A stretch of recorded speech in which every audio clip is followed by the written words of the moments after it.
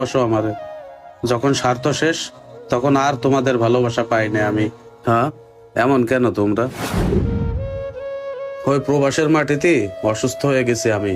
আরে তোমরা কি জানো আমার একটা কিডনি ড্যামেজ হয়ে গেছে?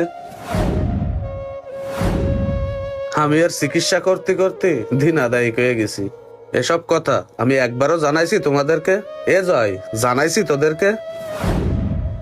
অথচ তোমরা একটু সামান্য জ্বর হলেও আমারে ফোন করো।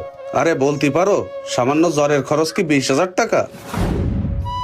আব্বা, যে ছেলের জন্য তুমি আজকে আমারে এত কথা বলতেছো, আমিও দেখবো ওই ছেলে তোমারে কতদিন দেখে। আরে প্রত্যেকটা মানুষ তার বাইরে নিয়ে গর্ব করে, আর আমি ভাইয়ের কাছে ভালোবাসা তো দূরের কথা, শুধু কষ্টই পাইছি। বাবার কাছেও কষ্ট পাইছি। প্রত্যেকটা ছেলে তার বাপ মারে নিয়ে গর্ব করে, ফেসবুকে পোস্ট করে কত ভালোবাসে। বাপ মার পায়ের নিচে সন্তানের ভেস্ত। আর আমি আমি আজকে এই বাড়িতে এসে এই যে খালি হাতে ফিরে যাচ্ছি।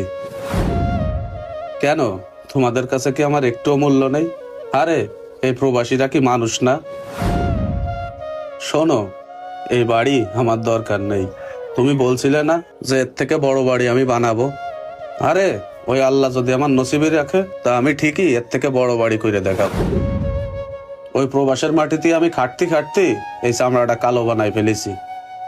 আচ্ছা যাই হোক, আমি চলে যাচ্ছি, তোমরা ভালো থেকো। ও ভালো কথা, তুই না বলছিলি আইফোন আনার জন্যে? এর ভিতরে তোর আইফোন রয়েছে। আর এগুলো তো সব তোদের জন্যই নিয়ে আইছি। নাও রাখো, এগুলো সব রাখো, এগুলোর জন্যই তো সবকিছু। আরে রাখ। ভাইয়া তুমি রাগ করে না। আরে চুপ, কিসের রাগ? এটার ভিতরে আইফোন আছে। তুমি লোশনের কথা বলছিলে না?